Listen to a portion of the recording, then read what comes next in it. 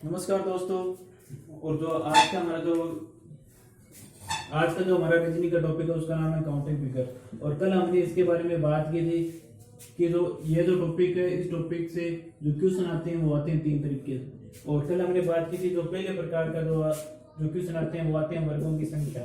कि आपको कोई भी एक आकृति दे दी गई होगी और उसमें ये पूछा जाएगा कि निम्नलिखित आकृति में वर्गों की संख्या कितनी है। और इसके बारे में हमने कल विस्तार से बात कर ली थी। और उसके बाद में दूसरे जो प्रकार के क्वेश्चन आते हैं उसमें आपसे पूछा जाता है कि निम्नलिखित आकृति में आयतों की संख्या कितनी है, यह आपको बताना होता है। उसके बाद देखिए इसमें जो तीसरा जो क्वेश्चन आता है उसमें आपको बताना होता है कि निम्नलिखित आकृति में त्रिभुजों की संख्या कितनी है, यानी ट्रायंगल की संख्या है वो कितनी है। तो देखिए आज का जो हमारा टॉपिक होगा वो होगा कि निम्नलिखित आकृति में आयतों की संख्या है वो हम किस तरीके से ज्ञात करेंगे, क्योंकि हमने कल वाली क्लास में इसके बारे में बात कर ली थी कि निम्नलिखित आकृति में वर्गों की संख्या कैसे ज्ञात करते हैं। तो ठीक है, आज का जो हमारा टॉपिक है वो शुरू करते हैं। तो आज का जो हमारा टॉपिक है उसका नाम है आयतों की संख्या। कि निम्नलिखित आकृति में दिए गए कुल कितने आयत हैं। तो आपको एग्जाम में इस तरीके की आकृति दी गई होगी और उसमें से आपको यह बताना है कि इस आकृति में कुल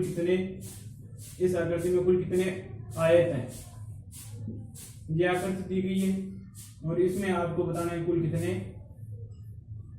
इस आकृति में आपको बताना है कुल कितने आयत है। तो देखिए इसकी एक बहुत ही महत्वपूर्ण ट्रिक है और जिसके बारे में हमने कल बात भी की थी। आज देखिए तो आपको कुछ नहीं करना, पहले आपको करनी है नंबरिंग करनी है 1 2 3 और 4। उसके बाद में इस तरफ भी आपको नंबरिंग करनी है 1 2 3 और 4। अब देखिए कि आपको याद आ रहा होगा कुछ कि हमने कल बात की थी वर्गों की संख्या में। तो देखिए वर्गों की संख्या में भी हम यही तरीका कर रहे थे कि यहाँ पे इनको प्रत्येक को क्या दे रहे थे, नंबरिंग दे रहे थे। लेकिन और फिर उसके बाद में क्या कर रहा था, क्या करे थे, जो अंतिम जो संख्या है उनको आपस में क्या कर रहे थे, मल्टीप्लाई कर रहे थे। लेकिन आज आपको क्या करना है, इनका योग करना है। आज आपको क्या करना है, इनका योग करना है। तो 1 और 2 कितने होते हैं, 3 होते हैं। और उसके बाद देखिए 1 और 2 3 और 3 और 3 कितने होते हैं, 6 और 4 कितने होते हैं, 10। इनका योग कितना आ रहा है, 10।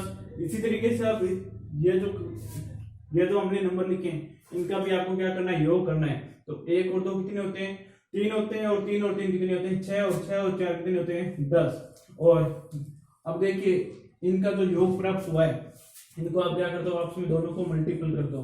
तो 10 को 10 से गुणा करेंगे तो आंसर क्या है, 100। तो ये जो आकृति दी गई है उसमें कुल कितने आयत हैं, इसमें कुल आयत कितने हैं, 100 आयत है। ठीक है, एक बार दोबारा देख लीजिए सवाल को कि आपको एग्जाम में एक क्वेश्चन दिया गया है कि निम्नलिखित आकृति में आपको आयतों की संख्या बतानी है। तो आपको पहले क्या करना है कि ये जो आकृति दी गई है इसमें पहले आपको करना है नंबरिंग करना है। नंबरिंग कैसे करोगे, पहले आपको लिखना है 1 फिर 2 3 4 और फिर आगे मान लीजिए 5 6 7 8 9 10 तक दी गई हो। इसी तरीके से इस तरह भी आपको नंबरिंग करनी है 1 2 3 4 5 6 7 8 9 10 तक, जहां तक भी दी गई हो। अब देखिए कि आपसे क्या पूछा था, यानी जो हमने कल बात की थी, यानी जो हमने कल बात की थी वर्गों की संख्या के बारे में। तो उनमें हम क्या कर रहे थे, जो अंतिम संख्या थे उनका क्या कर रहे थे, मल्टीप्लाई कर रहे थे। तो अब आपको क्या करना है, इसमें जो नंबर दिए गए इनका योग करना है। तो 1 और 2 कितने होते हैं, 3 होते हैं। और 3 और 3 कितने होते हैं, 6 और 6 और 4 कितने होते हैं, 10। इसी तरीके से आपको इनका योग करना है। 1 और 2 कितने होते हैं, 3 और 3 और 3 कितने होते हैं, 6 और 6 और 4 कितने होते हैं, 10। अब देखिए जो इनका योग प्राप्त हुआ है 10 और 10, तो इनका आपको क्या करना है, मल्टीप्लाई करना है। और फिर आपको क्या करना है, जब आप इनका मल्टीप्लाई करोगे तो इनका उत्तर आ जाएगा 100। उसके बाद देखिए दूसरी और आकृति आपको एग्जाम में किस तरीके से दे सकता है।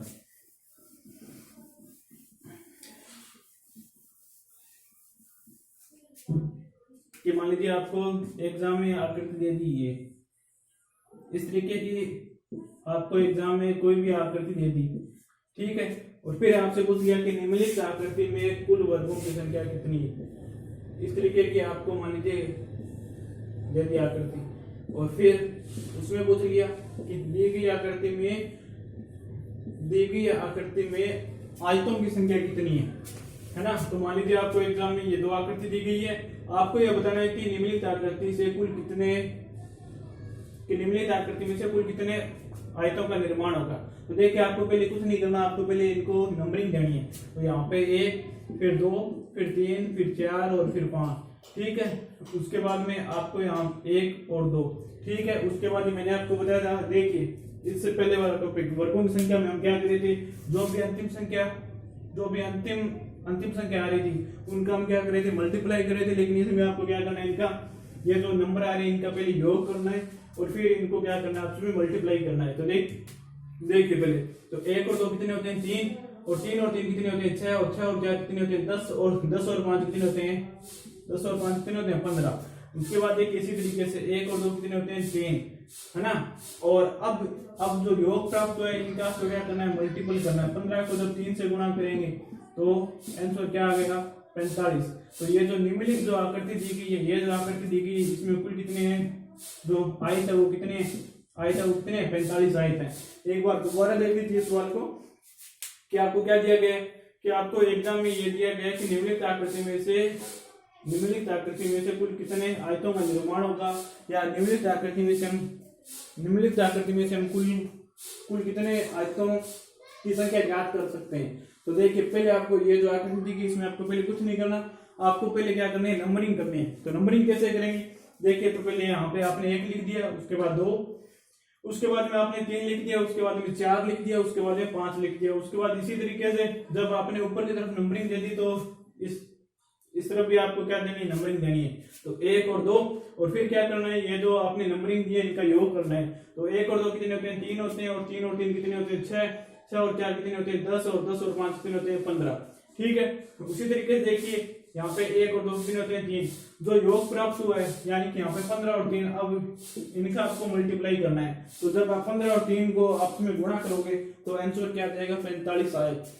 ये जो निम्नलिखित आकृति दी गई है उसमें कुल कितने आयत हैं, इसमें 45 आयत है। ठीक है। उसके बाद देखिए 2 नंबर आकृति। तो देखिए 2 नंबर आकृति में आपको क्या दिया गया है, एक आकृति दी गई है और इसमें आपको बताना है कि इसमें कुल कितने, इस आकृति में से आपको ये ज्ञात करना है कि इस आकृति में से हम कुल कितने आयत ज्ञात कर सकते हैं। तो पहले आपको क्या नंबरिंग देना है, 1, 2, 3, और फिर इस तरफ भी आपको नंबरिंग देनी है 1, 2, 3, है ना। तो अब नंबरिंग देने के बाद में आपको इनका क्या करना है, योग करना है। तो देखिए यहाँ पे 1 है, 2 है और 3 है। 1 और 2 3 होते हैं, और 3 और 3 कितने होते हैं, 6 होते हैं। इसी तरीके से आपको इस तरफ नंबरिंग देनी है, 1 और 2 3, और 3 और 3 6, और जो अंतिम संख्या आ गई इनका जो योगफल आ गया इनको आपको अब में क्या करना है, गुणा करना है या मल्टीप्लाई करना है। तो जब 6 को 6 से गुणा करेंगे तो आंसर क्या आ गया, 36। कि निम्नलिखित आकृति में कुल कितने आयत हैं, इस आकृति में कुल कितने आयत हैं, 36 आयत हैं। ये हो गए। उसके बाद हम देखिए कि आपके एग्जाम में और किस तरीके के क्वेश्चन आ सकते हैं। एक बार दोबारा बता देता हूँ कि आपको एग्जाम में इस तरीके की कोई भी आकृति दी गई होगी तो और आपसे पूछा जाए कि निम्नलिखित आकृति में से आयतों की संख्या कितनी होगी, तो आपको पहले क्या करना है कि नंबरिंग देना है इनको। एक जैसे ये आकृति है 1 2 3 4 5, फिर 1 2, और फिर क्या करना है, नंबरिंग देने के बाद में जो अंक दिए गए इनका आपको क्या करना है, योग करना है। और योग करने के बाद में आपको इनका क्या करना है, मल्टीप्लाई करना है। और जब आप मल्टीप्लाई करोगे तो जो आपको सवाल में जो आंसर पूछा गया है कि कुल कितने, यानी कि इस आकृति में कुल कितने आयत हैं, तो वो हमारा आंसर आ जाएगा। ठीक है। इसी तरीके से यह आकृति दी गई तो इसमें आपको क्या देना है, नंबरिंग देना है। अब देखिए ये जो आकृति है ये 1 2 3 4, यानी कि जो कहने का मतलब ये हो गया, तो यानी ये जो आकृति है वो क्या 4 भुजाओं से बंद है। और आपको पता है, और आपको ये भी पता होगा कि आयत किसे कहते हैं, कि आयत उसे कहते हैं जिसकी क्या आमने सामने की भुजाएं बराबर होती है। जिसकी आमने सामने की भुजाएं क्या होती है, आमने सामने भुजाएं बराबर होती है। और जो प्रत्येक कोण होता है वो कितने डिग्री का होता है, 90 डिग्री का होता है। तो देखिए ये जो आकृति इसमें कितनी भुजाएं दी गई है, इसमें 1 2 और 3 ही भुजाएं दी गई है। और ये आकृति इसमें प्रत्येक में क्या है, आमने सामने की जो भुजा है वो क्या है, बराबर है। और जो प्रत्येक कोण है वो कितना है, 90 डिग्री का है। तो आपको केवल 1 2 3 4 5 6 7 8 9, यानी ये जो आकृति दी गई है इन्हीं आकृति का आपको उपयोग करते हुए क्या याद करने हैं, आयतों की संख्या याद करनी है। तो आपको पहले क्या करना होगा, इनकी भी आपको नंबरिंग देनी होगी। तो 1 2 3, 1 और 2 कितने होते हैं, 3 और 3 और 3, जब 1 + 2 3 और 3 + 3 = 6। इसी तरीके से इनका भी योग आ गया 6। और जब 6 को 6 से गुणा करेंगे तो योग तो 6 को 6 से गुणा करेंगे तो इसका मान कितना आ गया 36। तो कहने का मतलब हो गया कि निम्नलिखित आकृति में कुल कितने आयतों का निर्माण होगा 36 का। ठीक है, उसके बाद में देखिए कि आपसे एग्जाम में और किस तरह के प्रश्न पूछे जा सकते हैं।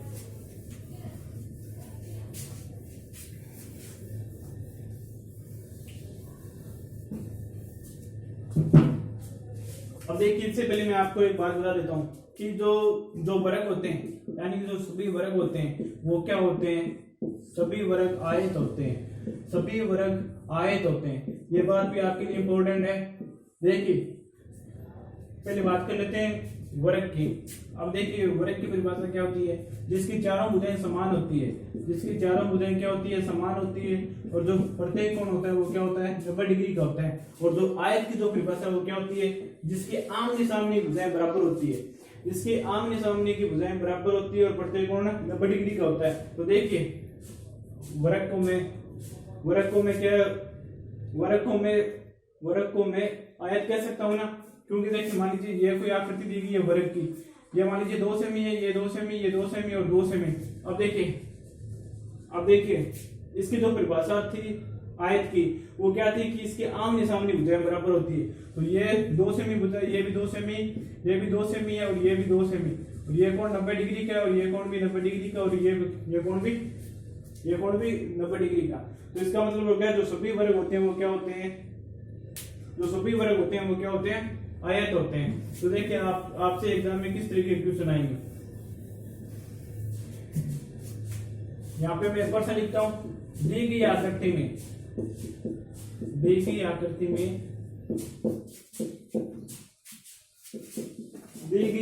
में आयतों की संख्या बताइए, दी गई आकृति में आयतों की संख्या बताइए, दी गई आकृति में आयतों की संख्या बताइए जो केवल आयत है, वर्ग नहीं, जो केवल आयत है वर्ग नहीं। अब देखिए कि आपसे एग्जाम में इस तरीके का क्वेश्चन आ गया कि आपको बताना है कि निम्नलिखित आकृति या आपको कोई भी आकृति दी गई उसमें आपको यह बताना है कि जो क्या केवल और केवल क्या है आयत है, वर्ग नहीं है। यह आकृति मान लीजिए,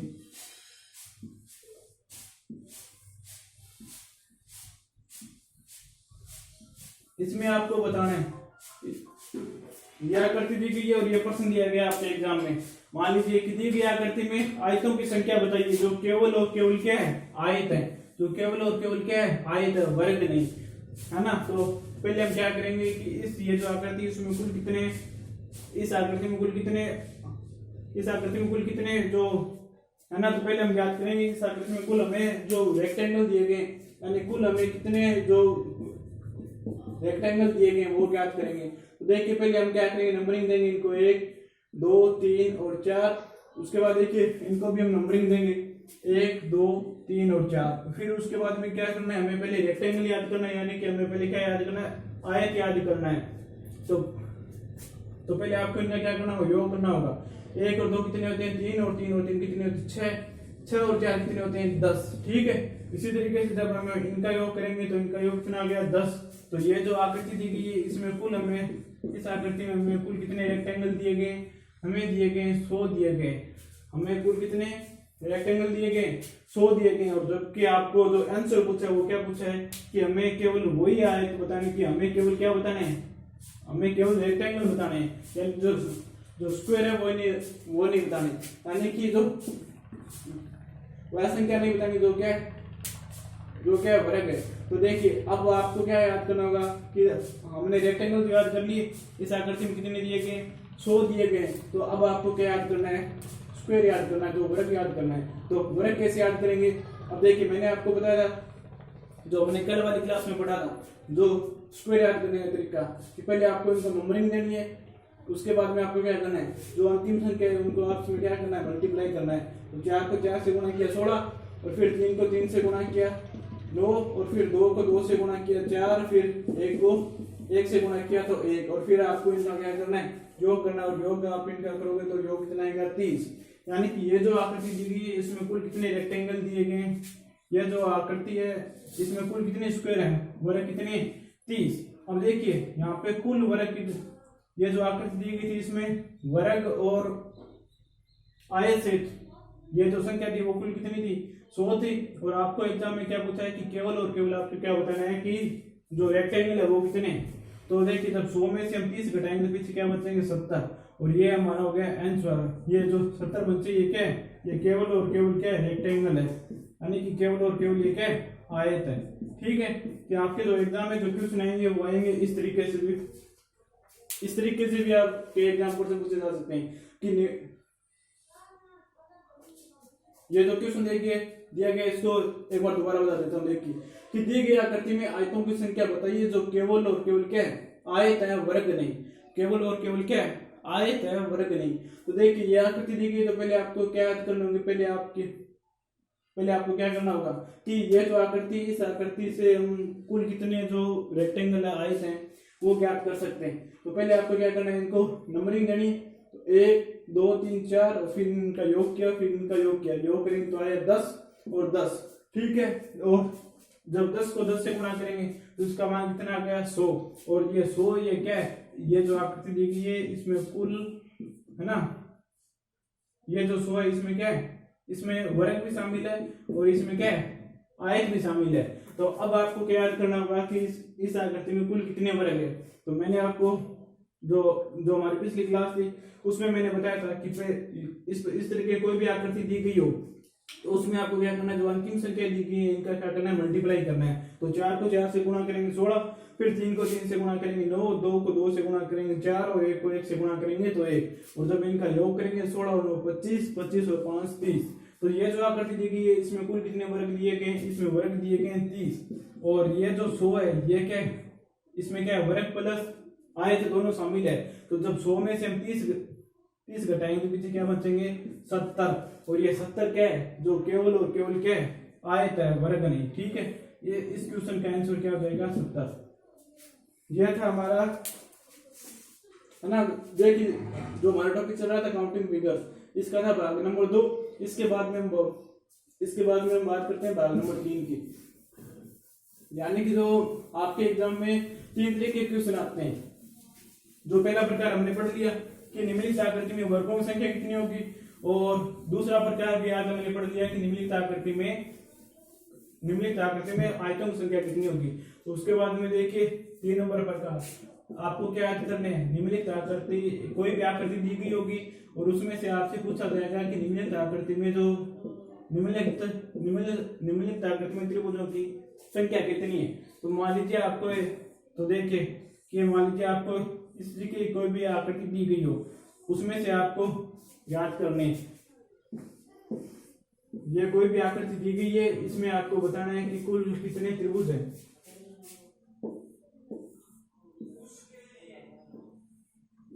ये मान लीजिए कोई भी आपको दी गई आकृति, तो देखिए आपको ये सिंपल है, इसमें आपको कुछ नहीं करना। तो देखिए पहले इसमें क्या करना है, नंबरिंग देना आपको 1 2। ठीक है, ये पहले हमने इसको क्या दे दी नंबरिंग दे दी।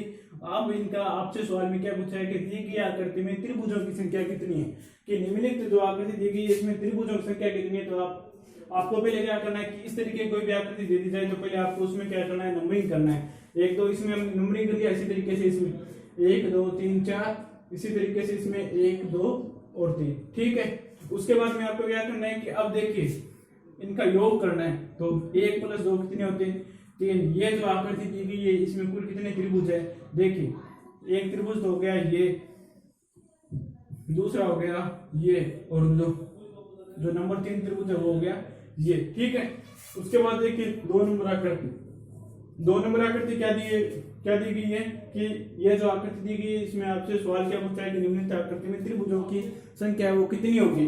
तो इसमें पहले आपको नंबरिंग देना होगा 1 2 3 4। तो पहले हमने इसको नंबरिंग दे दिया, उसके बाद में आपको क्या करना है इनका योग करना है।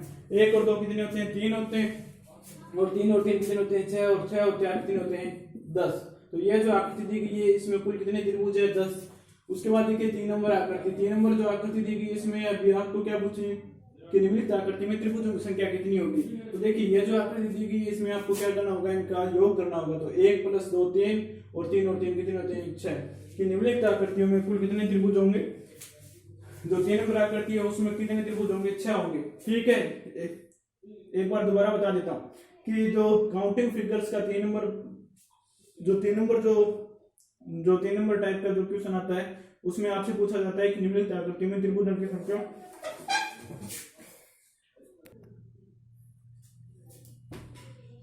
हाँ तो देखिए एक बार दोबारा देख लीजिए कि जो काउंटिंग फिगर्स का जो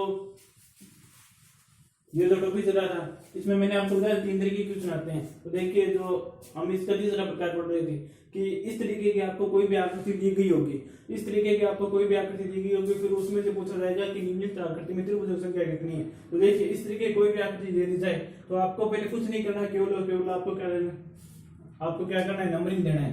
तो 1 2 और 2 नंबरिंग देने के बाद उनका योग करना है। ठीक है, इसी तरीके से इसमें 1 2 3 4 और ये नंबरिंग देने के बाद में फिर आपको क्या करना है, इनका योग करना है। फिर इसी तरीके से इसमें 1 और 2 और 3 है ना, 1 + 2 + 3 = 6। यानी कि ये जो पहली आकृति दी गई इसमें कुल कितने त्रिभुज हैं, 3। जो 2 नंबर आकृति दी गई इसमें कुल कितने त्रिभुज है, 10। और 3 नंबर जो आकृति दी गई इसमें कुल कितने त्रिभुज हैं, 6। उसके बाद में देखिए कि आपसे एग्जाम में किस तरीके के क्वेश्चन आ सकते हैं।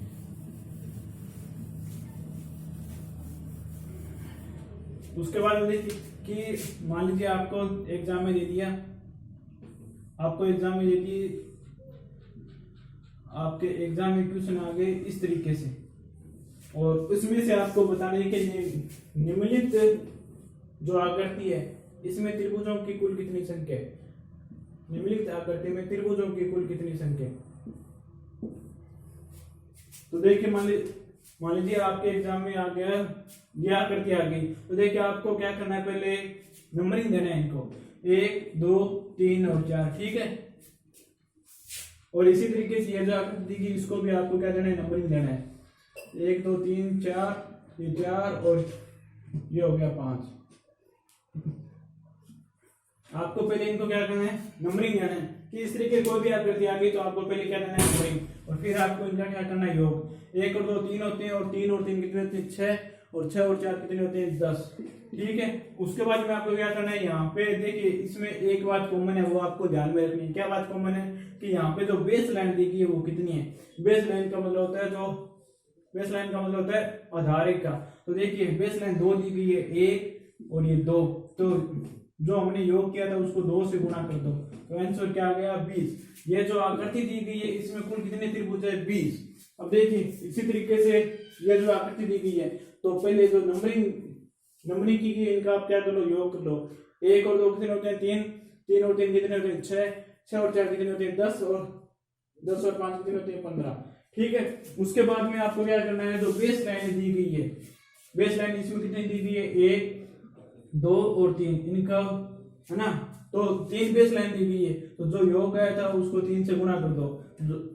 जब 15 को 3 से गुणा करेंगे तो आंसर क्या जाएगा, 45। तो 15 को 3 से गुणा करेंगे तो आंसर क्या जाएगा, 45। एक बार दोबारा देख लीजिए कि आपके एग्जाम में इस तरीके की कोई भी आकृति दी गई है और आपसे पूछ लिया जाए कि निम्नलिखित आकृतियों में त्रिभुजों की संख्या कितनी होगी। तो आपको पहले क्या करना है, पहले आपको नंबरिंग करना है 1 2 3 4। फिर इनका क्या करना है, योग करना है। योग करने के बाद में आपको क्या करना है, तो बेस लाइन कितनी दी गई है इसमें 1 और 2 बेस लाइन है तो जो योग हुआ उसको बेस लाइन से गुणा कर दो। तो यहाँ पे योग कितना आया था इनका, 10। और जब 2 से गुणा करेंगे तो आंसर क्या आ गया, 20। इसी तरीके से इसमें देखिए 1 + 2 + 3 + 4 और इनका योग कितना आएगा, योग आ गया 15। और इसकी जो बेस लाइन है वो कितनी है, 1 2 और 3। और जब जो योग में प्राप्त होगा 15 और 15 को 3 से गुणा करेंगे तो इसका मान कितना आएगा, 45। तो जो आकृति दी गई है 1 नंबर आकृति इसमें कुल कितने त्रिभुज है, 20। और जो 2 नंबर आकृति है उसमें कुल कितने त्रिभुज है, 45। ठीक है, इसके बाद में देखिए कि आपके एग्जाम में और किस तरीके के क्वेश्चन आ सकते हैं।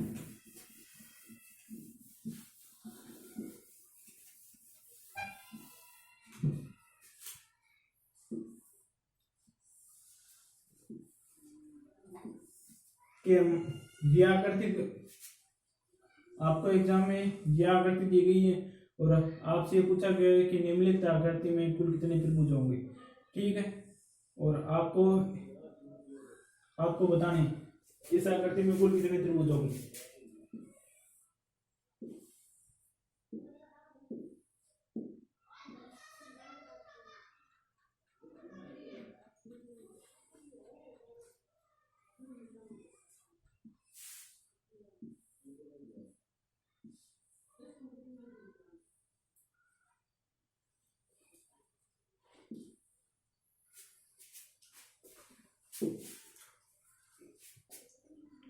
कि आपके एग्जाम में ये दो आकृति दी गई है और आपसे पूछा गया है कि निम्नलिखित आकृति में कुल कितने त्रिभुज दिए गए। तो आपको पहले क्या करना है कि देखें इसको पहले आप दो भागों में डिवाइड कीजिए, यानी कि 1 नंबर भाग और 2 नंबर भाग। तो ये अभी हमने पढ़ा ना, आपको पहले क्या देनी है, इनको नंबरिंग देनी है 1 2 3 4 और इनको भी नंबरिंग दे दो 1 2 3 4 और इनका योग करोगे तो आ गया 10 और नीचे वाले का योग करोगे तो आ गया 10। ठीक है, यानी कि अब देखिए जो अभी हमने इससे पहले अभी हमने पढ़ा था कि इस तरीके कोई भी आकृति दी गई हो तो आप इनका क्या कर दो, योग कर दो। तो अब देखिए जो ऊपर वाली जो आकृति है इसमें कुल कितने त्रिभुज है 10 और जो नीचे वाली जो आकृति है इसमें कुल कितने त्रिभुज है 10। उसके बाद में देखिए यहाँ पे आपको कुछ दिखाई दे रहा होगा, यानी कि ये जो रेखा दी गई है ये क्या है, इस त्रिभुज की जो है ना, ये जो रेखा दी गई है इसको बोलते हैं माध्यिका। ये जो माध्यिका दी गई है जो है ना, तो देखिए एक त्रिभुज ये हो गया, उसके बाद देखिए एक ये हो गया, दो हो गए, उसके बाद में देखिए एक त्रिभुज ये हो गया, ठीक है, और एक त्रिभुज हो गया ये, और दो कितने हो गए 4। अब देखिए अब इनका योग कर दीजिए 10 और 10 कितने होते हैं 20 और 20 और 2 22 और 22 और 2 कितने हो गए 24। तो ये जो आकृति दी गई है इसमें कुल कितने त्रिभुज है 24। ये जो आकृति दी गई है इसमें कुल कितने त्रिभुज है 24। उसके बाद में देखिए ये जो आकृति दी गई है इसमें आपको बताना है, तो इसमें पहले आपको क्या करना है, इसमें आपको नंबरिंग करना है 1 2 3 और 4। अब देखिए नीचे वाला जो त्रिभुज है इसमें भी आपको ऐसे ही करना है, तो पहले इसमें आपको नंबरिंग करना है 1 2 3 4 और 5, है ना। तो आप पहले क्या करो, जो ऊपर वाली आकृति इनका योग कर दो, 1 और 2 3 और 3 और 3 कितने होते हैं 6 और 6 और 4 कितने होते हैं 10। और इसी तरीके से देखिए जो नीचे वाली आकृति दी गई है इसमें भी आप इनका योग कर दो, 1 और 2 3 3 और 3 6 6 और 4 10 और 5 15। ठीक है, तो देखिए इस आकृति में कुल कितने त्रिभुज है 25। अब देखिए आपके दिमाग में ये भी क्वेश्चन आ रहा होंगे कि जब हमने इन दोनों का योग किया था तो इनका आंसर आना था 20, लेकिन आपने बताया 24, ऐसा क्यों। तो देखिए इसमें क्या हो रहा है कि इसमें ये जो रेखा है, ये जो रेखा इस त्रिभुज की रेखा, ये रेखा, और देखिए इसमें क्या हो रहा है, इसमें ये जो रेखा और ये जो रेखा देखिए दोनों का क्या हो रहा है आपस में मेल हो रहा है। इसी तरीके से देखिए इसमें ये जो रेखा दे रखी है और ये जो रेखा दे रखी है दोनों क्या है एक दूसरे से बहुत दूर है। इसी तरीके से देखिए ये जो रेखा है और ये जो रेखा दे रखी है, ये जो लाइन दे रखी है, ये दोनों क्या है एक दूसरे से दूर है। तो यदि एक दूसरे से मेल खाती तो है ना, तो मेल खाती तो हम क्या इनके सहायता से और भी त्रिभुज याद कर सकते थे। तो देखिए तो इसमें ये मेल नहीं खा रही, तो आपको क्या करना है, इनका योग करना है 1 और 2 3 3 और 3 6 6 और 4 10। इसी तरीके से इसमें देखिए 1 और 2 3 3 और 3 6 6 और 4 10 और 5 15। तो ये जो आकृति दी गई है इसमें कुल कितने त्रिभुज है 25, और ये जो आकृति दी गई है इसमें कुल कितने त्रिभुज है 24।